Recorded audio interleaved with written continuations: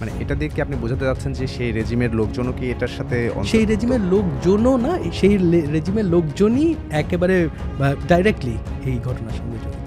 রহস্যটা আসলে কোথায় লুকিয়ে আছে? এটাকে আপনি কখনোই বিদ্রোহ বলতে পারেন না, এটা হচ্ছে কি পরিকল্পিত হত্যাকাণ্ড, একেবারে ঠান্ডা মাথার খুন যেটাকে বলা হয় আর কি। যে মিলিটারির ভেতরে এখনো লোকজন আছে যারা কিনা আগের রেজিমের, প্রশাসনের ভেতরে এখনো লোকজন আছে যারা আগের রেজিমের। এই অফিসাররা যদি আজকে থাকতো, আজকে তাহলে এত বছর পরে কষ্ট করে আমাদের এই জুলাই রেভলিউশন পর্যন্ত ওয়েট করতে হতো না। রয়ের এজেন্টের আগে আমরা একটু আমাদের এজেন্টের কথা বলি আপনাদেরকে, এবং এই জিনিসটা জনগণের জানা দরকার। এবং থ্যাংক ইউ ভেরি মাচ যে আপনাদের এই পডকাস্ট দ্বারা আমি জনগণকে জানাতে পারছি।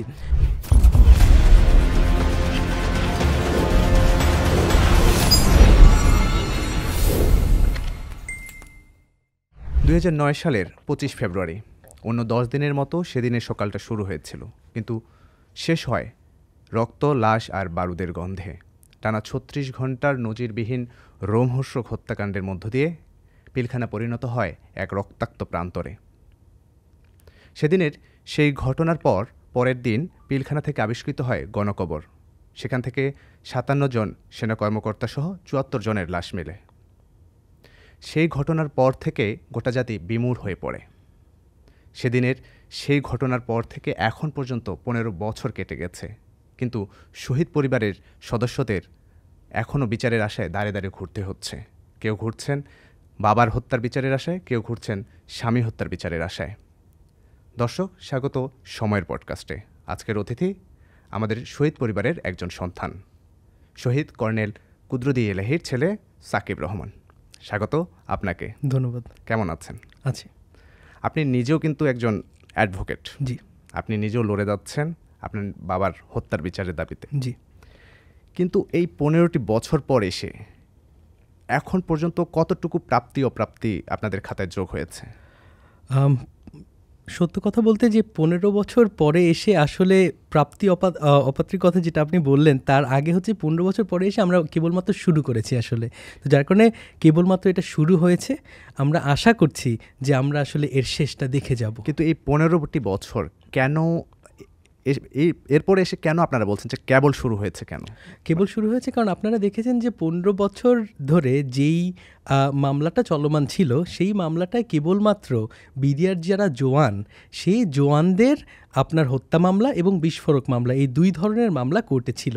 এবং এতগুলো বছর পেরিয়ে গেছে, খুব স্বাভাবিকভাবে এমনিতেও আমাদের ট্রায়াল প্রসেস তো খুবই স্লো, তার উপরে যখন কিনা এতগুলো জওয়ানের ব্যাপার, তো যার কারণে দেখা যাচ্ছে খুবই আস্তে ধীরে যাচ্ছিল। জনগণও কিন্তু খুব ভালো করে জানতো না যে এই মামলার অবস্থাটা কি।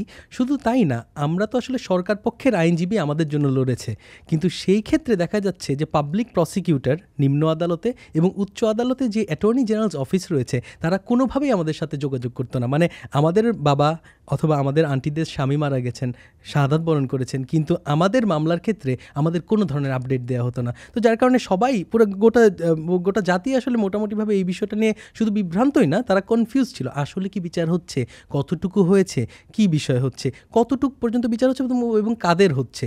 এটা উল্লেখযোগ্য যে শুধুমাত্র বিডিআর জওয়ান তাদেরই আসলে বিচারটা কোর্ট পর্যন্ত গড়িয়েছে, নিম্ন আদালত থেকে হাইকোর্ট ডিভিশনে গেছে এবং এই মুহূর্তে অ্যাপেলেট ডিভিশনে আছে। কিন্তু এর পেছনে ষড়যন্ত্রকারী যারা, তারা কিন্তু পর্দার আড়ালেই রয়ে গেল।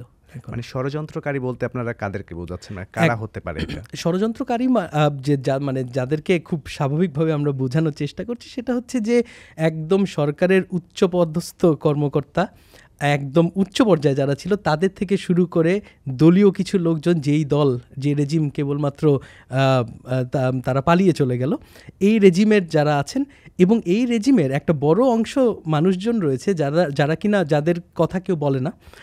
এবং আমি মনে হয় এই সুযোগটা পেয়ে আমি একটু বলি, সেটা হচ্ছে গিয়ে প্রশাসনের ভেতরে এখনও কিন্তু লোকজন চেঞ্জ হয়নি এবং মিলিটারির ভেতরেও এখন লোকজন চেঞ্জ হয়নি, আগের রেজিমের লোকই কিন্তু আছে। তাদেরকেও আসলে অভিযুক্ত করতে হবে এবং তাদেরকেও আসলে বিচারের আওতায় আনতে হবে। মানে এটা দিয়ে কি আপনি বোঝাতে যাচ্ছেন যে সেই রেজিমের লোকজনও কি এটার সাথে? সেই রেজিমের লোকজনও না, সেই রেজিমের লোকজনই একেবারে ডাইরেক্টলি এই ঘটনার সঙ্গে জড়িত।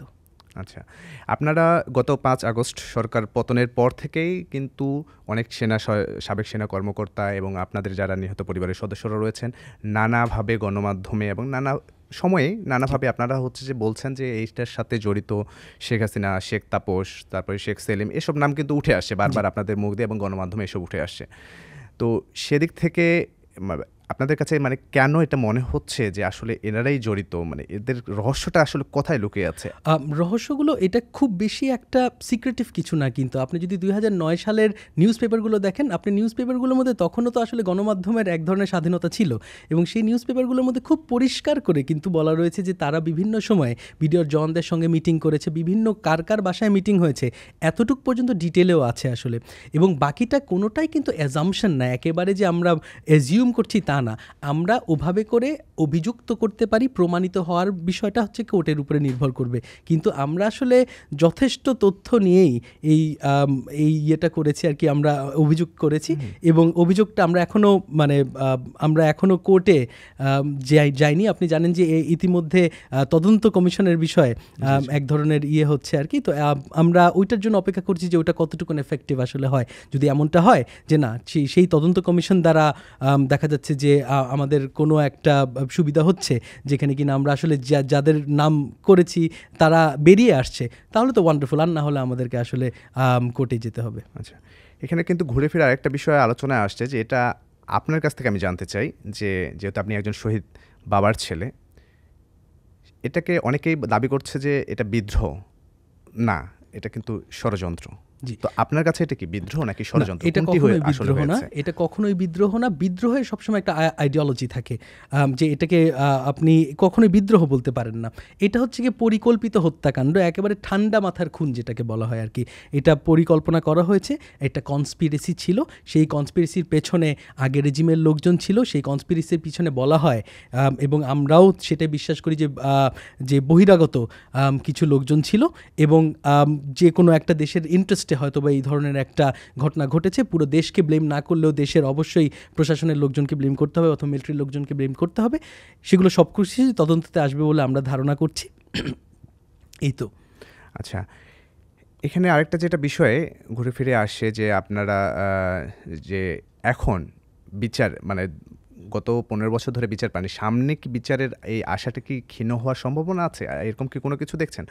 কারণ অনেক সময় আমরা এইসব গণমাধ্যমে দেখছি যে আপনারাও এবং বলেছেন যে অন্তর্বর্তী সরকার সেরকমভাবে এই বিষয়টা নিয়ে মাথা ঘামাচ্ছে না। তো আপনারা এখন তো তদন্ত কমিটি গঠন হয়ে গেছে, তো সেটিকে আপনারা সামনে কেমন দেখছেন আসলে? কি কতদূর এখানে বরাবর? আমি একেবারে প্রথমেই যেটা আমি আপনাকে বললাম যে মিলিটারির ভেতরে এখনও লোকজন আছে যারা কিনা আগের রেজিমের, প্রশাসনের ভেতরে এখনও লোকজন আছে যারা আগের রেজিমের। তো যার কারণে দেখা যাচ্ছে তদন্ত কমিটি নিয়েও কিন্তু এক ধরনের সমস্যা আছে। আমরা কমিটি চাইনি, আমরা কমিশন চেয়েছি এবং সেই কমিশনটা কমিশনস ইনকোয়ারি আইন একটা রয়েছে 1956-এর, ওই অনুসারে আইনগতভাবে অফিসিয়াল গ্যাজেট করে একটা কমিশন আমরা চেয়েছি। আমরা কিন্তু কমিটি চাইনি, শুধুমাত্র একটা হোম মিনিস্ট্রির এক্সিকিউটিভ অর্ডারে একটা কমিটি বানিয়ে দেবে, সেই কমিটি 2 দিন পরে কাজ করবে না কিছু না, এই জিনিস কিন্তু আমরা চাইনি। তো যার কারণে দেখা যাচ্ছে যে এই পুরো ঘটনাটাকে ঘিরেই প্রথম থেকেই আমরা নোটিস করেছি যে অন্তর্বর্তীকালীন সরকার প্রথম যখন আসলেন অবশ্যই আমরা কিছুটা আশাবাদী হলাম, তবে আস্তে আস্তে আমরা দেখলাম যে ভেতরে এতগুলো লোক, এবং আমার ধারণা যে এতগুলো লোক আসলে ভয় পায় যে তারা হয়তো বা কোনো না কোনোভাবে এই ঘটনার সাথে জড়িয়ে যাবে, যার কারণে এই পুরো ঘটনাটাকে, বিডিআরের পুরো ঘটনাটাকে তারা একটু ডিলে করা, একটু পোস্টপোন করা, এটাকে অতিরিক্ত গুরুত্ব সহকারে না দেখা, বিভিন্ন তালবাহানা বের করা যে না অনেক নতুন নতুন এভরি নাও এন্ড দেন মনে করেন একদিন আনসার বিদ্রোহ করে, একদিন এটা হয় ওটা হয়, এত কিছু হচ্ছে, তো তারা সেগুলোর মধ্যে এটাকে ঢেকে দেওয়ার এক ধরনের মানে প্রবণতা তাদের মধ্যে আমরা দেখতে পেরেছি। তো যার কারণে একটা সময় গিয়ে আসলে আমাদের রিয়াক্ট করে বসতেই হয়েছে আর কি, যে এটা করতেই হবে এখন যেভাবেই হোক না কেন। গতকালকে আমরা দেখলাম যে বৈষম্য বিরোধী ছাত্র আন্দোলন এই বিষয় নিয়ে রিয়াক্ট করেছে, সেটা নিয়ে আমরা যথেষ্ট শহীদ পরিবারের তরফ থেকে আমরা যথেষ্ট এই বিষয় নিয়ে যথেষ্ট সন্তুষ্ট আর কি, যে না অন্ততপক্ষে দেশের জনগণ কিন্তু রিয়াক্ট করেছে যখন কিনা বলা হয়েছে যে তদন্ত কমিটি হবে না। কারণ আমরা বিশ্বাস করি যে বাবা আমার হলেও অফিসার কিন্তু শুধু আমার না, অফিসার হচ্ছে পুরা জাতির ওনারা, তো যার কারণে তারা দেশের সম্পদ। আচ্ছা, আমি আজকে হচ্ছে যে বেসিক্যালি আপনি আসার আগে আপনার ফেসবুক আমি ঘাঁটছিলাম, তো আপনার ফেসবুকে আমি কয়েকটি পোস্ট দেখেছি। তো এগুলো পোস্ট দেখে আমার কাছে মনে হয়েছে যে এই পোস্টগুলো সাধারণ জনমনেও মনে হয় ঘুরপাক খাচ্ছে। তো আমি সেটাই জানতে চাচ্ছি, যেমন এখানে আপনি লিখেছেন যে তদন্ত কমিশন গঠন করতে হলে the commissions of inquiry act 1956 এর আওতায় করতে হবে, যেন অফিসিয়ালি গেজেট আকারে জনসম্মুখে প্রকাশিত হয় যে বিডিআর পিলখানার বিষয়ে তদন্ত হবে। স্বরাষ্ট্র মন্ত্রণালয়ের কোনো এক্সিকিউটিভ অর্ডার দিয়ে কমিটি হলে সেটা গ্রহণযোগ্য হবে না। আশা করি প্রপার কমিশন তৈরি হচ্ছে এবং জনগণকে ভুগিচুকি বোঝানো হচ্ছে না। এটা কিছুক্ষণ আগে আপনি এই বিষয়েই বললেন। তো এখানে আরেকটি আপনি যে লাইনটা বলেছেন যে ভুগিচুকি বোঝানো, তার মানে কি তদন্ত কমিটিতে যেটা গঠন হচ্ছে 5 কর্মদিবসের মধ্যে হবে বা ভবিষ্যতে হবে, সেখানে কি আপনারা কোনো ফাঁকফোকর দেখতে পাচ্ছেন? সেখানে এখনও ফাঁকফোকর দেখতে পাচ্ছি না, কিন্তু ফাঁকফোকর যে হবে না সেটা কিন্তু আমরা নিশ্চিত না, হতেই পারে। কারণ আগে যেই তদন্ত কমিশন গঠন হয়েছিল, আমি সিভিল তদন্ত কমিশনের কথা বাদই দিলাম, যেই কমিশনটা সেনাবাহিনী দ্বারা হয়েছিল, খুব দুঃখ সহকারে বলতে হয় যে এই মুহূর্তে যিনি কিনা আসলে হোম অ্যাডভাইজার রয়েছেন, উনি সেই কমিশনের হেড ছিলেন, কিন্তু যেই কমিশনটা আর্মির তরফ থেকে করা হয়েছিল। তো যার কারণে সেখানে কিন্তু আসলে আমাদের হোম অ্যাডভাইজার, আমি নিশ্চিত যে হয়তোবা ওই সময় উনি করতে পারেননি, যে কোনো কারণেই হোক না কেন করতে পারেননি, কিন্তু পারেননি কিন্তু। তো যার কারণে এবারে পারবেন, এবারে উনি একটা তদন্ত কমিশন করে দিবেন, যেই তদন্ত কমিশনটাকে আমরা একেবারে খুব ট্রাস্টওয়ার্দি একটা তদন্ত কমিশন হবে, সেটা বিশ্বাস করার কোনো কারণ কিন্তু নাই। তো যার কারণে এখানে আমরা ক্রিটিক করতেই পারি, এবং সেই ক্রিটিকটা আমাদের গ্রহণ করে নেওয়া হবে, আমাদের কথাগুলো শোনা হবে, এবং এমন কোনো ব্যক্তিবর্গ যদি আমরা দেখি যে যাকে আমরা তদন্ত কমিশনের মধ্যে চাই না, তখন কিন্তু আমরা আবারও প্রোটেস্ট করব। আরেকটা যেটা পোস্ট দিয়েছেন, শহীদ পরিবারবর্গের তরফ থেকে খুব শীঘ্রই একটি পদক্ষেপ নিতে যাচ্ছি আমরা, 5 কার্যদিবসের মধ্যে তদন্ত কমিশন গঠন করুক আর না করুক। জি, আমি জানতে চাচ্ছি কি সেই পদক্ষেপ। বেসিক্যালি বিষয়টা আমরা এটা নিয়ে আগে এক সময় কথা বলেছি এবং প্রেস কনফারেন্সে আমরা বলেছি যে আন্তর্জাতিক অপরাধ ট্রাইব্যুনালে শহীদ পরিবারের তরফ থেকে আমরা যাব এবং আমরা গিয়ে কমপ্লেন ফাইল করব। আন্তর্জাতিক অপরাধ ট্রাইব্যুনালে কিন্তু মামলা ফাইল করা যায় না, কমপ্লেন কেবলমাত্র ফাইল করা যায়। প্রসিকিউটর যিনি রয়েছেন উনি আপনার হয়ে মামলা ফাইল করবেন একটা তদন্তের পরে, যে একটা বেসিক একটা প্রিলিমিনারি তদন্ত হয় এবং ওনার এনাফ এভিডেন্সেস থাকলে তারপরে উনি হচ্ছে গিয়ে প্রসিকিউট করে। এটা হচ্ছে কি আমাদের পরিকল্পনা ছিল। এখনও আমরা এই বিষয় নিয়ে একেবারে শিওর না। প্রতিটা শহীদ পরিবারের সঙ্গে আমরা বসে এটার পরে এই সিদ্ধান্ত নিব। এইটা নিতে বাধ্য হব আমরা আসলে তখনই যখন কিনা কমিশনটা গঠন করবে না, কমিটি একটা গঠন করবে, যেই কমিটিটা আসলে প্রত্যাশিত আমাদের যেই কাজকর্ম সেই কাজটা না করে জনগণকে এক ধরনের দেখানোর জন্য কমিটি করা হবে, তখনই হয়তো বা আমরা এই স্টেপটা নিতে বাধ্য হব। আচ্ছা, সেদিনের আমি একটু পূর্বের ঘটনায় ফিরে যেতে চাই। এই পিলখানা হত্যাকাণ্ড নিয়ে এখনও একটা ধোঁয়াশা, একটা রহস্য লুকিয়ে আছে, যে রহস্যটা মানুষ জানতে চায়, জাতি জানতে চায়। হ্যাঁ, সেই রহস্যটা কি আসলে আপনারাও জানতে পেরেছেন যে কেন সেদিন বিডিআর জওয়ানরা এতটা নির্মমতার দিকে চলে গেছিল? প্রথম কথা হচ্ছে যে আমরা এতটুকু বুঝি যে এটার যেই কারণটা, এই কারণটা আসলে আরও অনেক বড়, এবং এই কারণটা হচ্ছে কি এটা একটা ষড়যন্ত্রের অংশ, খুব বড় ষড়যন্ত্রের অংশ। এবং বিভিন্নভাবে বিভিন্ন সময় অতীতে দেখা গেছে যে আমাদের পার্শ্ববর্তী দেশের যেই বর্ডার ফোর্স রয়েছে তারা খুব নির্মমভাবে তারা মার খেয়েছে আমাদের বিডিআরের থেকে, এবং আমাদের বিডিআরের কমান্ড কিন্তু সবসময় সেনাবাহিনী দেয়, সেনাবাহিনীর অফিসাররা দেয়। তো যার কারণে দেখা যাচ্ছে যে আমাদের বিডিআরের যেই সক্ষমতা ছিল সেটা সবসময় আরও অনেক স্ট্রঙ্গার ছিল আর কি, তাদের থেকে সক্ষমতার কথা বলছি। তো যার কারণে বিভিন্ন সময় তাদের এক ধরনের রাগ কাজ করেছে এবং তারা এই জিনিসটাকে এক্সিকিউট করতে চেয়েছে। এবং এর পূর্বে যে রেজিম ছিল সেই রেজিমের আমি এর অতিরিক্ত ডিটেলে যাব না, কারণ সেই রেজিমের যথেষ্ট কারণ রয়েছে। তারা সবসময় আর্মির উপরে, সেনাবাহিনীর উপরে ক্ষিপ্ত থাকতো, সবসময় ক্ষিপ্ত ছিল, এবং তাদের ওনার বিশেষ করে ওনার এক ধরনের পার্সোনাল ভেঞ্জেন্সের অথবা ভেন্ডেটা যেটাকে বলা হয় আর কি, তার আমরা মনে করি যে তার সবসময় পার্সোনাল ভেন্ডেটার একটা কারণ এটা হতেই পারে। এবং একটা দেশ পরিচালনা করার জন্য, দেখেন এই কথাটা আমি সবসময় বলি যে এই শহীদ অফিসার যারা কিনা শাহাদাত বরণ করেছে, এই অফিসাররা যদি আজকে থাকতো, আজকে তাহলে এত বছর পরে কষ্ট করে আমাদের এই জুলাই রেভলিউশন পর্যন্ত ওয়েট করতে হতো না। এই শহীদ অফিসারগুলো যদি থাকতো তাহলে আসলে আরও অনেক আগেই এর আগের যে রেজিম ছিল তারা থাকতো না। তো যার কারণে খুব পরিকল্পিতভাবে খুব ভালো ভালো কিছু চৌকস অফিসারকে একটা জায়গায় এনে তারপরে এই ঘটনাটা ঘটানো হয়েছে, এবং এটারই প্রতিফলন আসলে এই যে 15-16 বছর ধরে যেই অটোক্র্যাটিক রেজিম যেটা চলেছে। এই পিলখানা হত্যাকাণ্ডের ইস্যু তুললেই আরেকটা ইস্যু মাথায় আসে, অনেক সময় গণমাধ্যমে এসেছে, সবাই বলাবলি করেছে, ডাল ভাত ইস্যু।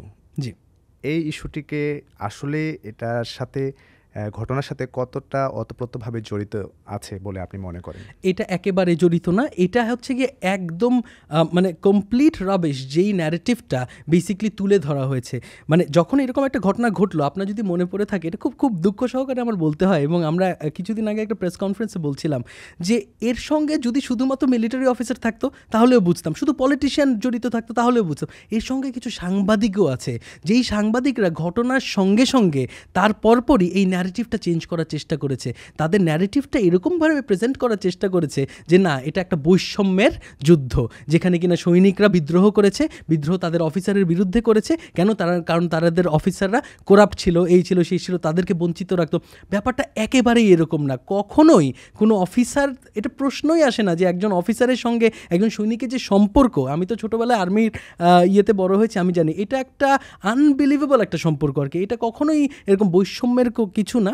এবং এই যে ন্যারেটিভ চেঞ্জ করাটা, এই যে ডাল ভাত এই সমস্ত জিনিসপত্র হচ্ছে গিয়ে মানে সিস্টেম্যাটিক্যালি অনেক বছর ধরে চেষ্টা করা হয়েছে। তারা যে সাকসেসফুল হয়েছে তা না, চেষ্টা করা হয়েছে এভাবে করে প্রমাণ করার জন্য যে মানে ক্যারেক্টার অ্যাসাসিনেশন যেটাকে বলে আর কি, যে না অফিসাররা অত্যাচার করতো, অফিসাররা আপনার করাপ্ট ছিল, এটা ছিল সেটা ছিল।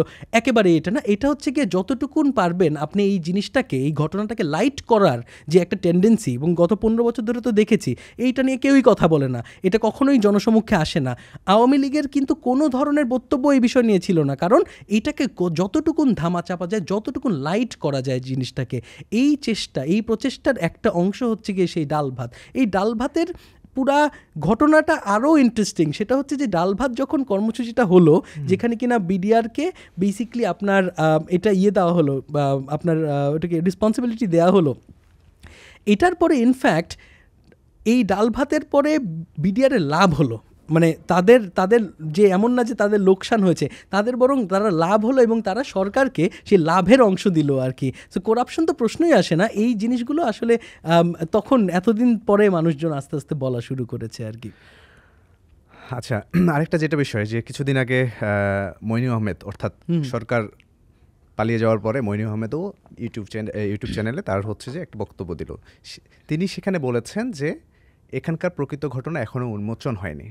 আপনি ওনার এই উদ্ধৃতিটাকে কেমনভাবে দেখছেন? মানে উনি হচ্ছে গিয়ে, মানে আমরা যদি একটা অভিযুক্ত লিস্ট তৈরি করি, তাহলে সেই অভিযুক্ত লিস্টের মধ্যে অন্যতম উনি হবেন আর কি। অনেকগুলো লোকের মধ্যে একদম প্রথম সারির উনি হবেন। তো যার কারণে উনি আসলে কি বললেন না বললেন, আমার মনে হয় যে যেই ব্যক্তি আসলে একদম remotely related to BDR Pilkhana আর কি, যে মনে করেন তারা শুধুমাত্র এতটুকুন জানে যে কিছু অফিসার তারা হারিয়েছেন, এবং এর বেশি কিছু জানেই না, একেবারেই পলিটিক্যালি একজন মানুষ যে পলিটিক্যালি অ্যাওয়ারই না, এরকম কিছু মানুষও যদি থাকে, তবুও আসলে সে মইনু আহমেদ এই বিষয় নিয়ে কি বললো না বললো, আমার মনে হয় সেইটাতে সে এতটুকুন সে বুঝবে যে তার কথা গোনার কিছু নাই আর কি, সে যেটাই খুশি সেটা বলবে। মানে তখনকার সেনাপ্রধান এই বিষয়টাতে অবগত, জড়িত, এবং প্রত্যক্ষ পরোক্ষভাবে জড়িত আর কি, এটা নিয়ে কোনো সন্দেহ নেই। আচ্ছা, অনেক কথা হচ্ছে, তার মধ্যে আমি আরেকটি যেটা বিষয়ে জানতে চাই, যে এখানে অনেক বিভিন্নভাবে আপনারা বলেছেন যে রয়ের এজেন্ট জড়িত, বা ভারতীয় বিভিন্ন গোয়েন্দা সংস্থা বা আন্তর্জাতিক সংস্থা জড়িত। তো সেটিকে মানে আসলে তারা কিভাবে জড়িত আপনাদের কাছে মনে হচ্ছে? মানে দেখেন, রয়ের এজেন্টের আগে আমরা একটু আমাদের এজেন্টের কথা বলি আপনাদেরকে, এবং এই জিনিসটা জনগণের জানা দরকার, এবং থ্যাংক ইউ ভেরি মাচ যে আপনাদের এই পডকাস্ট দ্বারা আমি জনগণকে জানাতে পারছি। আপনারা যে শহীদ পরিবারের আমাদের যে আর্তনাদের কথাগুলো তুলে ধরেন এখন, এই কথাগুলো কিন্তু অনেক দিনের কথা। আমরা কিন্তু সবসময় সত্য কথাই বলতাম। শহীদ পরিবারের বক্তব্য কিন্তু একটুও চেঞ্জ হয়নি। যেটা চেঞ্জ হয়েছে সেটা হচ্ছে যে 15 বছর আমাদের কথাগুলো ব্রডকাস্ট করা হয়নি, এখন ব্রডকাস্ট করা হচ্ছে। এখন একটা ইন্টারেস্টিং ব্যাপার হচ্ছে যে 15 বছর কোথায় ব্রডকাস্ট করতো, কথাগুলো ব্রডকাস্ট করা হতো ওই একটা দিনেই, 25শে ফেব্রুয়ারি, যেদিন কিনা আপনার আর্মির একটা অনুষ্ঠান করে, ওই কবরস্থানের ওখানে গিয়ে আমরা কথাগুলো বলতাম। ব্রডকাস্ট কিছুই করা হতো না, শুধুমাত্র আমাদের কান্নার যেই ফুটেজগুলো, ওই ফুটেজগুলো হচ্ছে গিয়ে জনগণকে দেখানো হতো টেলিভিশনে। আমাদের বক্তব্য কিন্তু কোনোভাবে চেঞ্জ হয়নি। কিন্তু যেটা উল্লেখযোগ্য সেটা হচ্ছে যে ওই দিন, যেদিন কিনা আমরা যেতাম এবং আমাদের মিডিয়ার সামনে ফেস করতাম, প্রথম কয়েকটা বছর যেটা ছিল সেটা হচ্ছে ডিজিএফআই এর লোক এসে বিভিন্নভাবে বলতো মিডিয়াকে যে হ্যাঁ ওনাদেরকে হ্যারাস করছেন কেন, ওনাদেরকে কথা বলার দরকার নেই, ওনারা কথা বলতে চান না। আমরা কিন্তু কথা বলতে চাইতাম, বলতে যে ওনাদেরকে ডিস্টার্ব করবে না, আমরা কিন্তু একেবারেই ডিস্টার্ব হতাম না। কিন্তু তারা বিভিন্নভাবে এই জিনিসটাকে যেভাবে করে সম্ভব আমরা যেন অ্যাভয়েড করি মিডিয়াকে। পরবর্তীতে লাস্ট কয়েক বছর ধরে তারা একদম এসে বলতো যে আমি ডিজিএফআইয়ের লোক, এবং শুধু তাদেরকে না আমাদেরকেও বলতো আমি ডিজিএফআইয়ের লোক কিন্তু আর কি ইন আ ম্যানার যে অ্যাজ ইফ আমাকে এখন ভয় পেতে হবে যে এটা ডিজিএফআইয়ের লোক, আমার কথা বলা যাবে না, এখানে পিলখানা সংক্রান্ত কিছুই বলা যাবে না। তো যার কারণে দেখা যাচ্ছে আমার পর্যন্ত যেতেই হবে না আর কি, মানে আমাদের যেই মানে ইন্টেলিজেন্স এজেন্সি এবং তারা তো এতটাই ব্লান্টলি বলতো আর কি যে না এখন তো এটা তো বিপদ, যে কোনো সময় আমাকে উঠায় নিয়ে চলে যেতে পারে, এই বিষয় নিয়ে কোনো ধরনের আলাপ আলোচনা করার কোনো প্রয়োজন নাই। এবং এটা তো আসলে মানে আমরা এই বিষয়টা নিয়ে আরও অনেক প্রমাণ করছি। তবে সেই দিন যেদিন কিনা ঘটনাটা ঘটে, পিলখানা ঘটনাটা ঘটে, সেই দিন বহিরাগতর উপস্থিতির কথা যে আমরা বলছি, সেই বহিরাগত লোকজন এসে তাদের একটা কিলার গ্রুপের মধ্যে, মানে কিলার গ্রুপ ছিল, তারা এসে ইভেনচুয়ালি গিয়ে তারা ফ্লাইট নিয়ে চলেও গেছে, মানে ওই 2 দিনের মধ্যে। এই ধরনের শুধু ইনফরমেশন না, আমরা চেষ্টা করছি যতটুকুন পারি এই সলিডিফাই করতে এই প্রমাণটা। ইভেনচুয়ালি ইনশাল্লাহ আগামী দিনে আমরা কোর্টকে অথবা তদন্ত কমিশন যদি গঠন হয় আমরা এই জিনিসগুলোকে প্রেজেন্ট করব। বাবার সাথে যেহেতু 18 বছর তখন আপনার বয়স ছিল, বাবার সাথে সবচেয়ে স্মৃতিমুখর দিনটি কেমন ছিল আপনার, সেই দিনটি কেমন কেটেছে? স্মৃতিমুখর দিন তো আসলে অনেকগুলো রয়েছে, কিন্তু একটা যেটা আমি শেয়ার করতে আসলে চাই সেটা হচ্ছে যে বাবার সাথে যেদিন শেষ দিন দেখা হয়েছে, আমি ওই যেটা বললাম সাভার ক্যাম্পাসে ছিলাম, আমাদের সাভারের ইউনিভার্সিটির যে ক্যাম্পাস, ব্র্যাক ইউনিভার্সিটি ক্যাম্পাসে ছিলাম। 21শে নভেম্বর সেদিন আমার ছুটির দিন, 21শে নভেম্বর এই দরবার অ্যাটেন্ড করার জন্যই তখন দিনাজপুরের সেক্টর কমান্ডার ছিল আমার বাবা। তো দিনাজপুরের সেক্টর কমান্ডার হিসাবে আমার বাবা আসবেন আর কি, ঢাকায় আসবেন, সাভারে উনি স্টপ করলেন আর কি আমার সাথে দেখা করার জন্য, এবং ওর সঙ্গে অনেক চিপসের প্যাকেট নিয়ে আসলেন আর কি। এবং যখন আসলেন উনি আসার পরে প্রথমেই আমার একটু মানে ছোটোর থেকে বাবাকে তো আমি আর্মির ইউনিফর্মে দেখেছি, যার কারণে প্রথমে হঠাৎ করে বিডিআর ইউনিফর্মে দেখে আমি তখন প্রথমে বললাম যে তোমাকে একেবারেই মানাচ্ছে না, এটা মানে একেবারেই ভালো লাগছে না দেখতে। বলে যে কী করবো, মানে চাকরি কয়েকদিন পরে তো আবার আর্মিতেই চলে যাব, কোনো অসুবিধা নেই। তো তারপরে উনি ওনার যেই ছিল গানম্যান আমার বাবার, ওনার সাথে পরিচয় করে দিলেন। গানম্যান আবার আমাকে সহযোগিতা করলো আর কি সব কিছু আমার রুমে নিয়ে যাওয়া পর্যন্ত। এবং সেই গানম্যানকে যখন আমার সাথে ওই দিনে হ্যান্ডশেক হয়েছে আর কি, আমি জানি না উনি এখন কোথায় আছে, কি বাইরে নাকি জেলে, কি বিষয় আমি কিছু জানি না, কিন্তু ওনাকে কোনোভাবেই আমার কাছে দেখে মনে হয়নি যে এরকম কিছু মানুষ। আপনি চিন্তা করে দেখেন এতগুলো অফিসার, প্রতিটা অফিসারের একটা করে গানম্যান যদি থাকতো সঙ্গে, তাদের সঙ্গ দিত, তাহলে এতগুলো অফিসার কি মারা যেত? এটা একটা মানুষ কি ছিল না, কেউ কি ছিল না আমাদের বাবাকে বাঁচানোর জন্য? বাইরে আর্মি দাঁড়িয়েছিল, সেই আর্মিটা পর্যন্ত ঢুকতে দিলেন না। মানে আপনি কেন এই জিনিসটা করলেন? কি লাভ হলো আপনার? এই যে এত বছর পরে, এই যে মনে করেন 16 বছর পরে, এখন আপনারা ঘুমান কিভাবে রাতের বেলায়? মাঝে মাঝে খুব অবাক লাগে আমার আর কি। বাট যাই হোক আর কি, আমাদের বছরগুলো কেটে গেছে, জনগণের দোয়া ছিল। মানুষ অনেক মানে এই ঘটনার পরে, এই যে মনে করেন জুলাই বিপ্লবের পরে, আমি যেহেতু শিক্ষকতা করি, অনেক স্টুডেন্ট মানে মনে করেন স্টুডেন্টরা আমার সাথে এসে বিশেষ করে দেখা করতো যে না স্যার আর কিছু না হলে আপনার বিচার তো এবার পাবেন আপনি। তো যার কারণে মানুষ আসলে, মানুষের ভালোবাসা এত বেশি ছিল, মানে মানুষ যে এইটাকে এইভাবে ধারণ করে পিলখানাকে, এত বছর পরে আসলে ছাত্ররা আমাদেরকে মানে বুঝিয়েছে, এবং এটার জন্য আমি অনেক কৃতজ্ঞ আর কি। আপনার স্টুডেন্টদের মতো আমরাও বলতে চাই যে আপনার সেই প্রত্যাশা পূরণ হোক, বিচারের সেই প্রত্যাশা পূরণ হোক, এবং প্রতিটি অপকর্মের দোষীরা শাস্তি পাক, সেই প্রত্যাশা শেষ করছি আজকের পডকাস্ট। দেখা হবে অন্য কোনো পর্বে।